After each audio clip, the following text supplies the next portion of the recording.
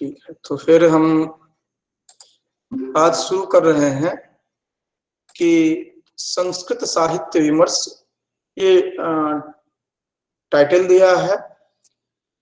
इसमें मूल रूप से हम साहित्य तक ही सीमित रहेंगे, साहित्य शास्त्र पर नहीं जा रहे हैं। अभी हम केवल साहित्य पर चर्चा कर रहे हैं और उसमें भी जो महत्वपूर्ण आचार्य रहे हैं उन्हीं को ध्यान में रखते हुए हम करेंगे।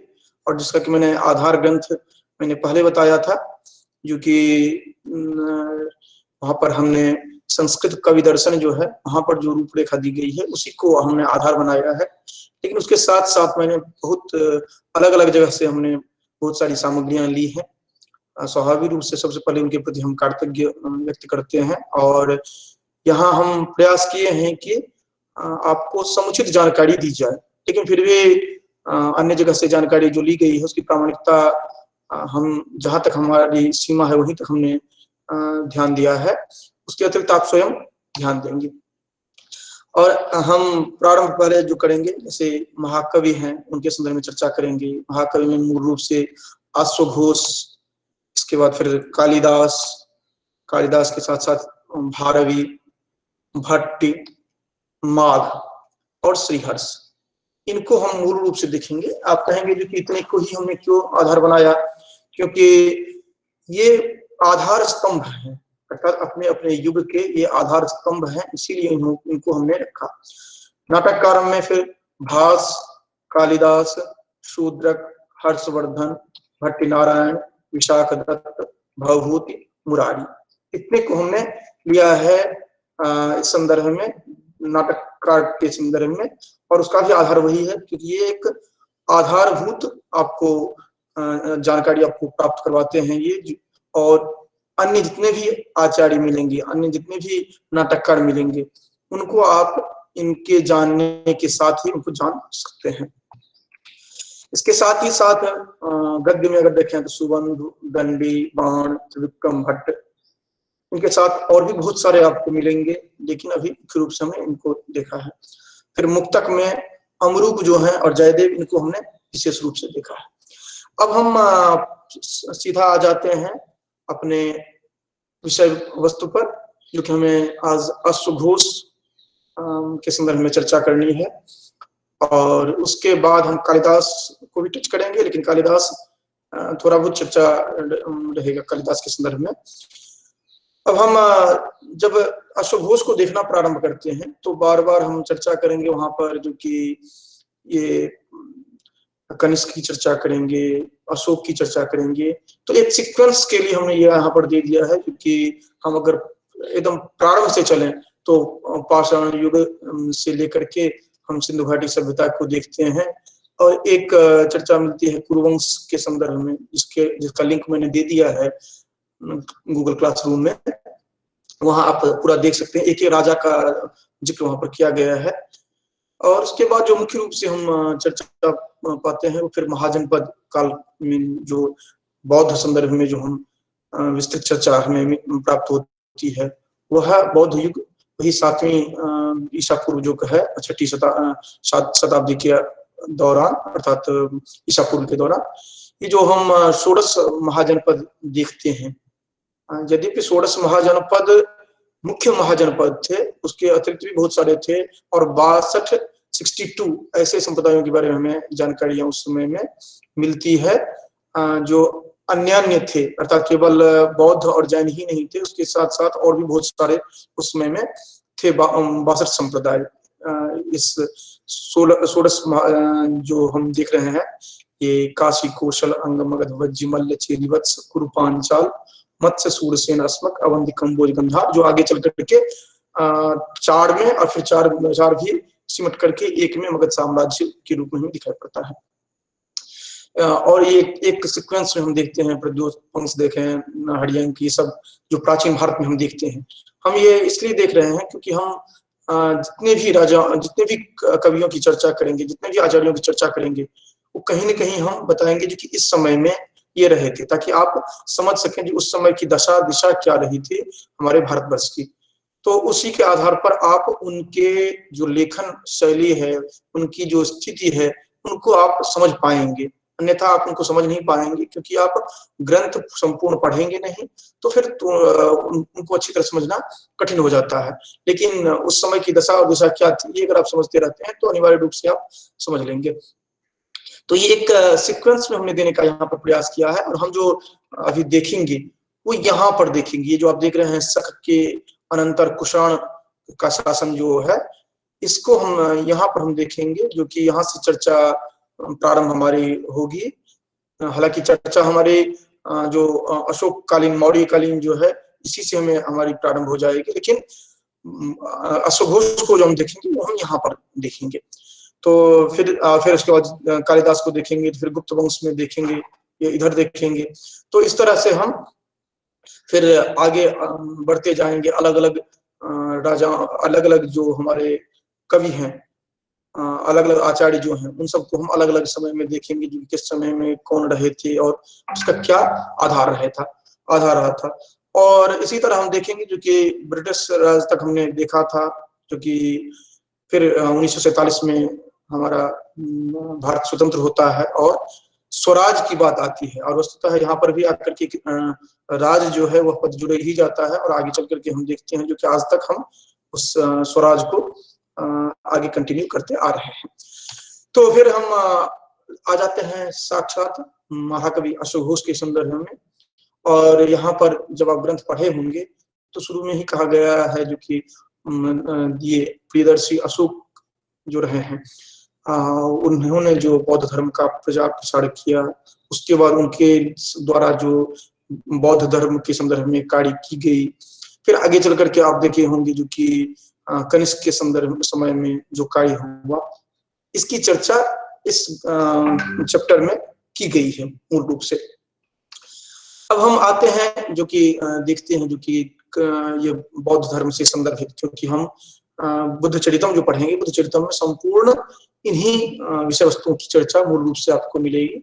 तो मुख्य जो प्रमुख जो विषय वस्तु है वो लुम्बिनी, बोधगया, सारनाथ, कुशीनगर, ये जितने भी देख रहे हैं, इसके साथ साथ जो ये यहाँ पर बौद्ध संगीत आदि आदि जो है, इसको आप देख रहे हैं। और यहाँ पर चतुर्थ बौद्ध संगीत, क्योंकि ये हमारा अश्वघोष से संदर्भित समय का रहेगा, तो इस कारण से इसको देखना अनिवार्य है, इसलिए मैंने इसको हाईलाइट करके यहाँ पर दिया है।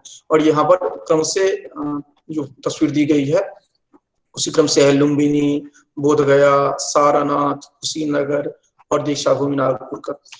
फिर जहां से प्रारंभ हो रहा है हमारा चैप्टर, उसमें जो हम देख रहे हैं वह अशोक कालीन बौद्ध धर्म की स्थिति को बताते हैं, क्योंकि ये जो चक्रवर्ती सम्राट अशोक रहे हैं, उन्होंने कैसे बौद्ध धर्म का प्रचार प्रसार किया, और जो भारत, पाकिस्तान, अफगानिस्तान, नेपाल, बांग्लादेश, म्यांमार सहित अन्य देशों में इसका प्रचार प्रसार हुआ। और यहाँ पर दिया जा रहा है जो कि अनेक विश्वविद्यालयों की स्थापना की गई, जिसमें कि हम प्रमुख रूप से जो देखते हैं तक्षशिला, नालंदा, विक्रमशिला, कंधार। हालांकि बहुत सारे जो यूनिवर्सिटीज थे वो अब नहीं रहे, लेकिन उन्होंने उस समय में बहुत ही महत्वपूर्ण प्रभाव दिया छोड़ा था भारतवर्ष पर। तो इस दृष्टि से यह अत्यंत ही महत्वपूर्ण रहा है जो कि अशोक का जो अवदान रहा है इस संदर्भ में।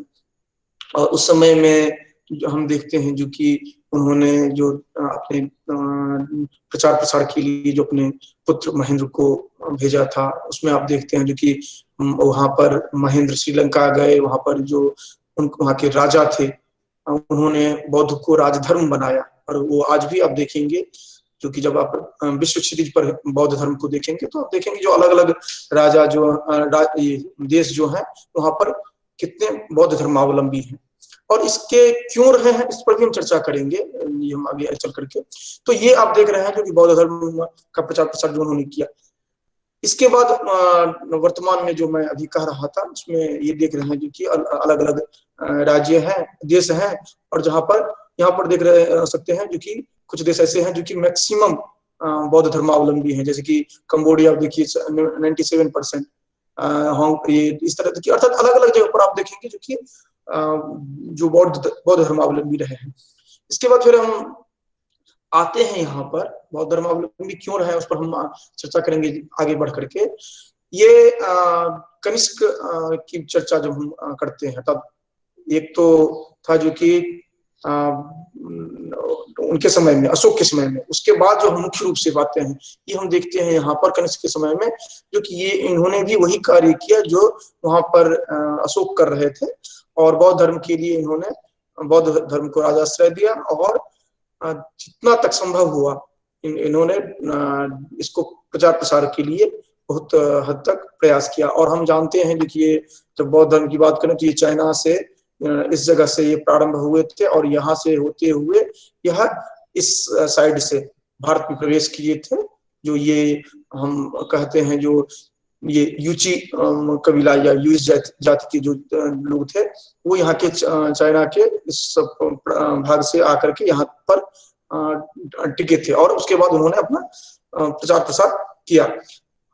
तो उसके बाद फिर हम देखते हैं जो कि ये कनिष्क को हम जो देख रहे हैं, उसके बाद फिर जो शक संवत की शुरुआत हुई, यहाँ पर जो बुद्ध चरित्र की रचना हुई, या अन्य जो हमारे बड़े बड़े आचार्य रहे उनको आश्रय दिया गया। और आप अच्छी तरह जानते हैं क्योंकि जब भी साहित्य का सृजन होता है तो या तो वह शांति के कारण हो पाता है कि यहाँ पर शांति का माहौल हो, वहां पर उस तरह का समस्याग्रस्त न रहे, और दूसरा यह होता है कि जब राजाश्रय प्राप्त होता है तब वह अधिक पुष्पित एवं पल्लवित होता है।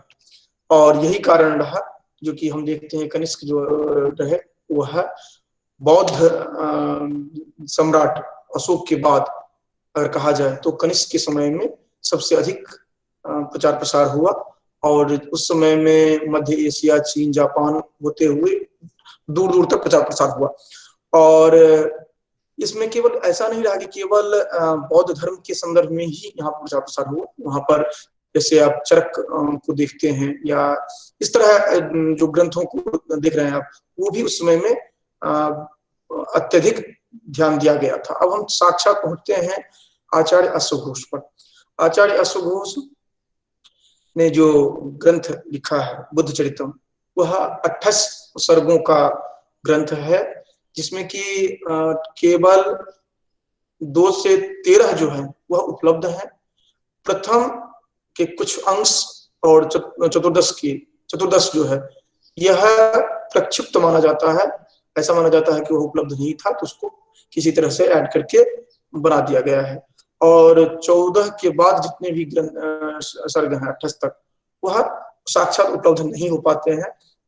वो प्रकारांतर से संस्कृत से तिब्बती, तिब्बती से अंग्रेजी, अंग्रेजी से पुनः संस्कृत, इस तरह करके भले उपलब्ध हो लेकिन साक्षात उपलब्ध नहीं हो पाते हैं। अब ये ग्रंथ जो है इसमें आप संपूर्ण देखते हैं जो कि जो बौद्ध धर्म से संदर्भित, अर्थात बुद्ध की उत्पत्ति से लेकर के बुद्ध का जो ये संन्यास, यह सांसारिक जीवन को छोड़ना, उसके बाद तपश्चर्या में प्रवेश करना आदि जो है, यह सभी वर्णन है। और आप एक क्रम से इसको ध्यान में रख सकते हैं, जैसे भगवत प्रसूति है, भगवत प्रसूति है भगवान बुद्ध अर्थात सिद्धार्थ का जन्म जो है, इसमें आप संपूर्ण विवरण देखेंगे जो कि कैसे जन्म हुआ, कैसे स्वप्न देखे आदि आदि सब। उसके बाद फिर आकर अंतःपुर विहार स्वाभाविक रूप से आप एक सीक्वेंस में देख रहे हैं।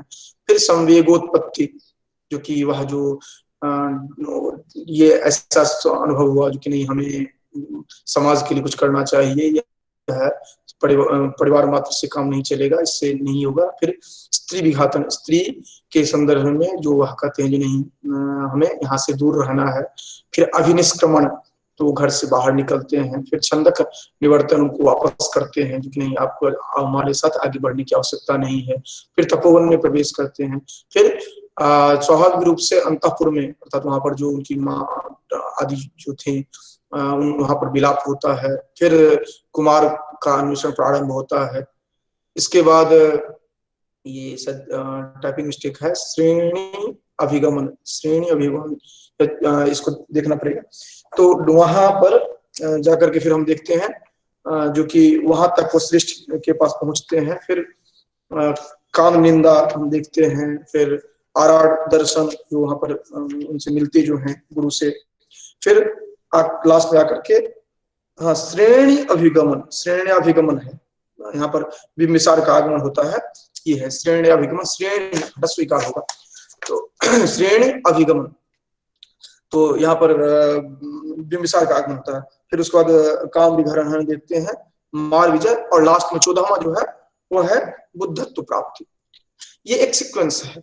उसके बाद फिर आगे आप देखते हैं जो कि श्लोक आदि जो है यहाँ पर वो है, जैसे आप अधिकतर आप प्रयोग देखेंगे यहाँ पर जो कि अनुष्टुप का इन्होंने प्रयोग किया है, बहुत ही सरल रूप में आप देखेंगे इस संपूर्ण ग्रंथ को, जो कि यहाँ पर जो आप कुछ उदाहरण देख रहे हैं जो कि उसी तरह आप इसका जो सहज उच्चारण आदि है, क्योंकि आपने अनुष्टुप पहले ही देख लिया है, और इस तरह से आप इसका उच्चारण उसी तरह देख सकते हैं।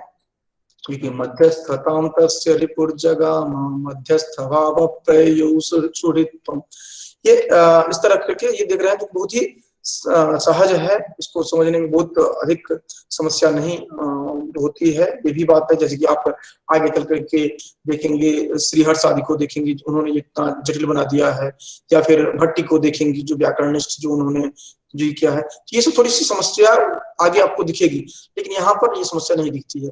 अब यहाँ पर एक तो बात स्पष्ट हो गया जो कि राजाश्रय होने के कारण यह पुष्पित पल्लवित हुआ, ये आपको स्पष्ट रूप से दिखाई पड़ता है। दूसरा क्या है, राजाश्रय मिलने पर क्या फायदा होते हैं, जब भी कोई आचार्य राजाश्रय में होते हैं तो आप समझ सकते हैं जो कि वहां पर उन्हें वह जो भी बात कहेंगे, वो जो भी ग्रंथ लिखेंगे वह समाज में प्रतिष्ठित होगा, समाज में समादृत होगा, और अन्य जो होंगे वह वहां तक पहुंच ही नहीं पाएंगे। और इसकी तुलना आप सामान्य रूप से वर्तमान समय में जो घटनाक्रम चलते हैं उनसे आप लगा सकते हैं। सनातन धर्म दूसरा बिंदु जो है, सनातन धर्म में जो विसंगतियां परिलक्षित हुई थी, विसंगतियां परिलक्षित होने का अभिप्राय ये है कि जो भी कर्मकांड उसमें में चल रहे थे, या फिर जो भी अलग अलग कार्य के लिए अलग अलग चर्चा की गई थी धर्मशास्त्रों में या फिर पौराणिक ग्रंथों में, उसका आगे चल करके सही ढंग से प्रस्तुत उसे नहीं किया गया, या फिर ऐसा कह सकते हैं कि जिन्होंने नहीं उसकी जानकारी रखी थी वो उन्होंने भी अपने आप को उसी रूप में प्रस्तुत करने का प्रयास किया, जिसके कारण कहीं ना कहीं समस्याएं आई।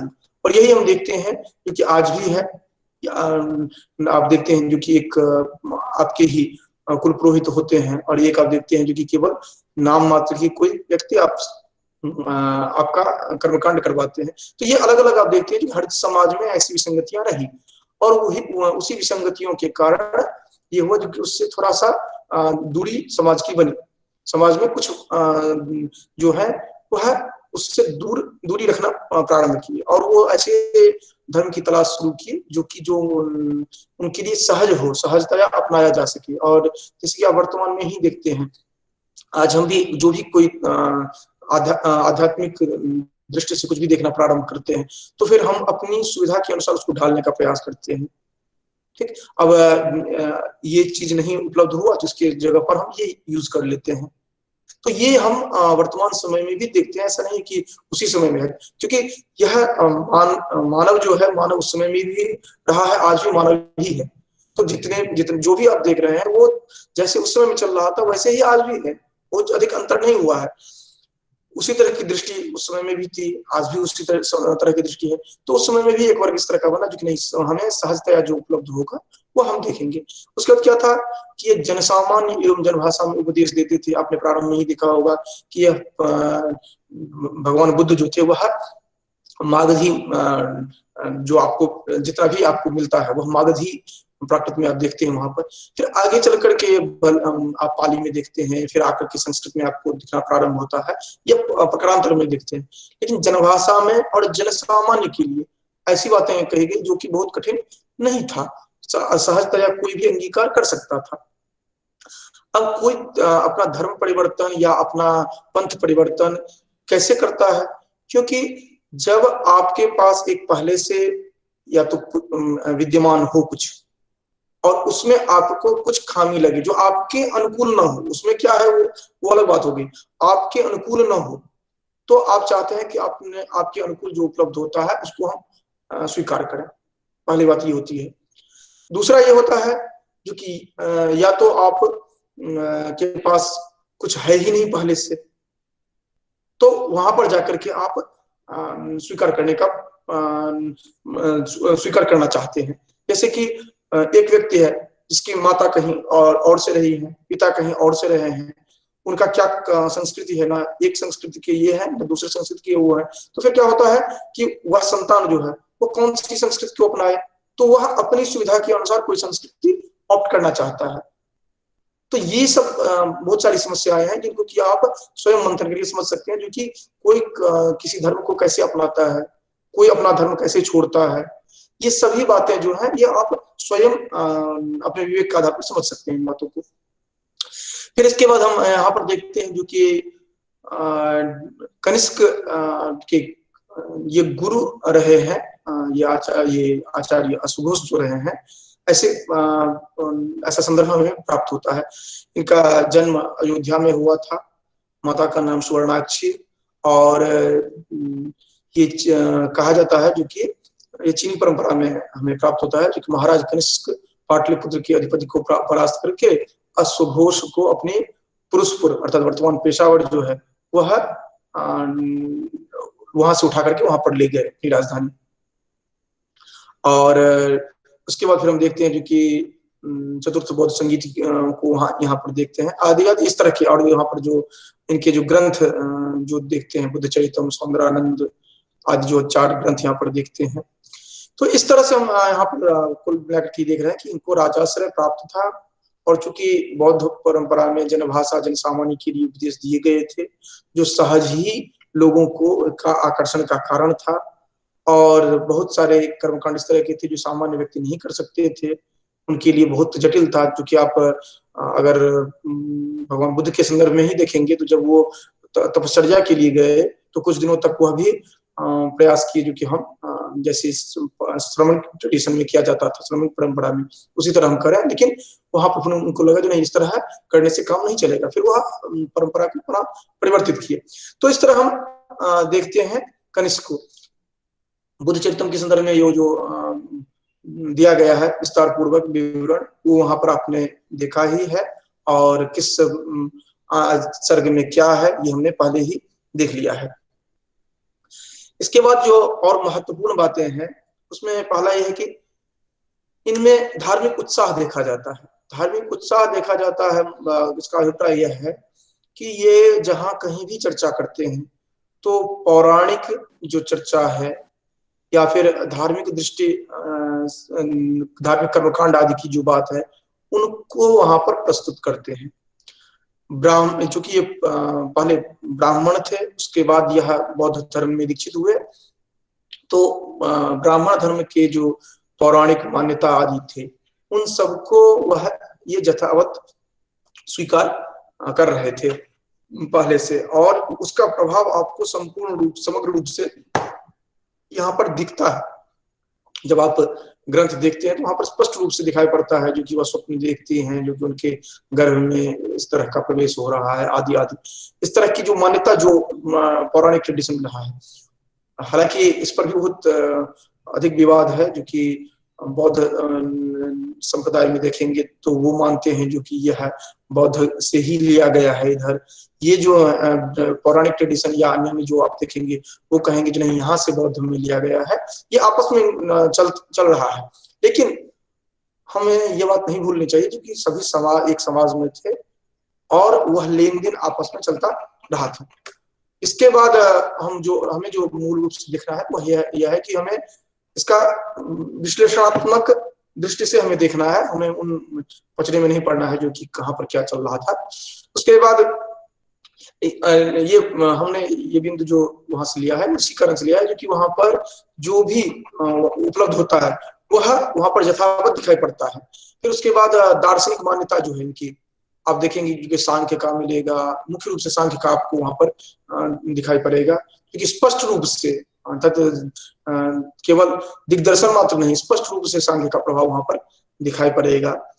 और उसके बाद फिर अगर काव्य सौंदर्य की बात करें तो काव्य सौंदर्य में आप रस छंद अलंकार की बात करते हैं तो अनुष्टुप बाहुल्य है, आप अधिकांश जगह आप अनुष्टुप का देखेंगे। उसके बाद मुख्य रूप से तो शांत रस को देखते हैं, लेकिन श्रृंगार भी यहाँ पर प्रचुर मात्रा में दिखाई पड़ता है। जैसे कि मैंने यहाँ पर उदाहरण प्रस्तुत किया है बुद्धचरितम के पंचम सर्ग का 56वां श्लोक जो है, उसके साथ साथ चतुर्थ का सौंदर्यानंद का दिया गया है। तो ये आप देखते हैं कि उन्होंने अशुघोष में सौंदर्य ये सौंदर्य को भी प्रमुखता दी है और श्रृंगार रस को भी प्रमुखता दी है। उसके बाद अलंकार की बात करें तो अलंकार में उपमा, रूपक, उत्प्रेक्षा, व्यतिरेक, अप्रस्तुत आदि सभी को उन्होंने प्रस्तुत किया है। और इतना ही नहीं, जो कि ये जो इन्होंने सौंदर्यानंद में प्रयोग किया है उसके आधार पर तो यहाँ तक कह दिया जाता है, जो कि कालिदास जो उपमा को लेकर के आगे बढ़ते हैं वहां को ये कहीं न कहीं इन्हें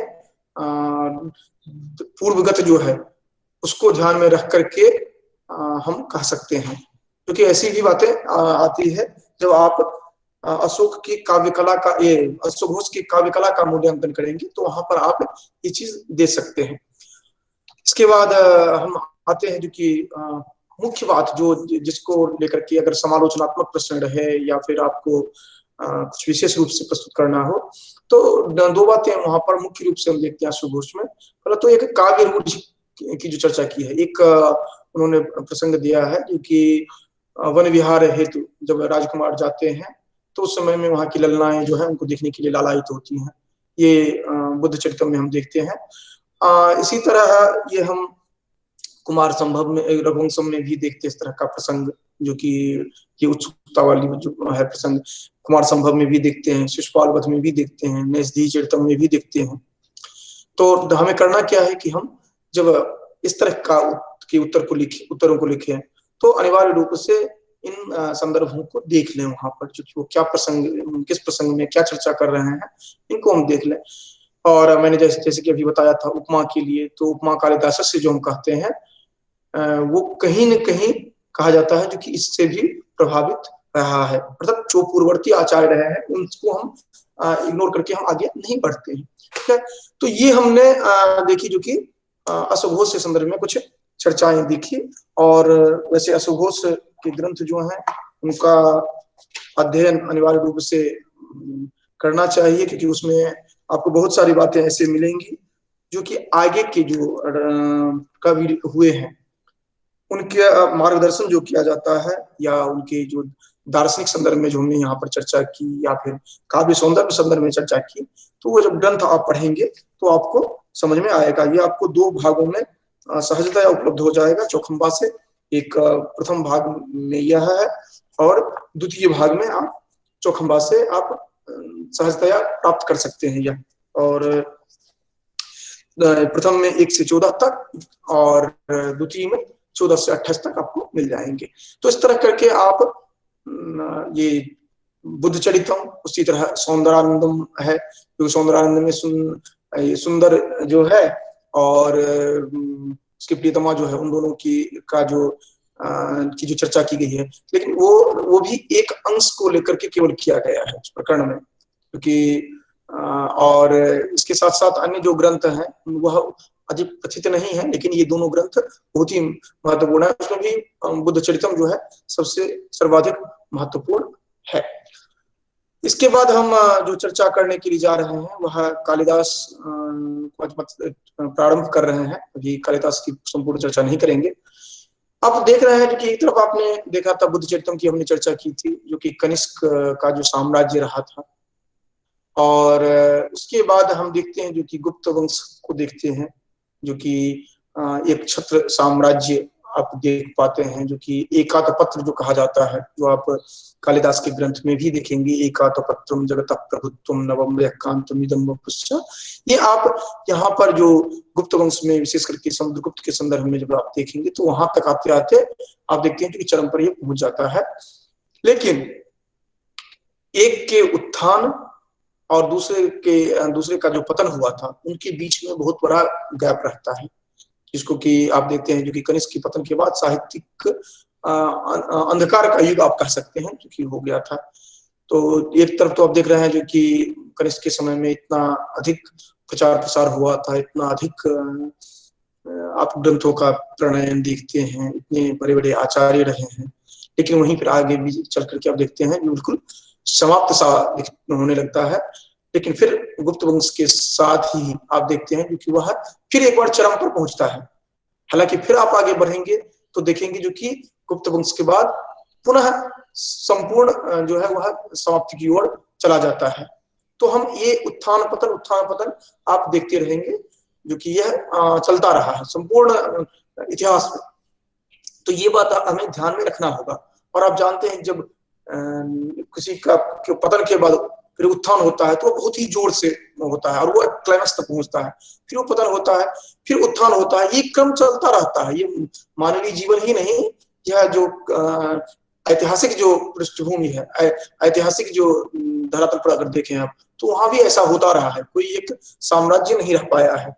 और इसी कारण से जितना भी जो कुछ भी आप देख रहे हैं वह भी हमेशा परिवर्तनशील है और वो परिवर्तन होता रहेगा।